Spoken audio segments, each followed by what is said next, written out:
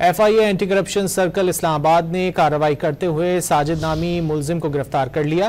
मुलजिम ने साथियों की मिली भगत से मौजा थल्ला सैदा इस्लामाबाद की जमीन के मुआवजे में जालसाजी की थी। मजीद जानते हैं डॉन न्यूज के नुमाइंदे शकील करार से। शकील, क्या तफसीलात हैं FIA की कार्रवाई की? जी बिल्कुल, federal government employees housing authority ने 2025 में मौजा थल्ला सैदा में जो मुतासिरीन थे उनको मुआवजा अदा करने के लिए सर्वे कराया था, जिसमें इस मुलजिम, इसका नाम साजिद बताया जा रहा है, इसने अपने दीगर साथियों की से मिले भगत से एक जली रिपोर्ट तैयार की और असल मालिक की जगह जली मालिक को जो है रकूम अदा कराई है और जो मुतासर शख्स है उसको 70,88,000 रुपए का जो कानूनी मुआवजे से महरूम किया और साथियों से मिलकर 65 लाख रुपए गैर कानूनी तौर पर जली मालिक को दिलवाए और कौमी को नुकसान पहुंचाया।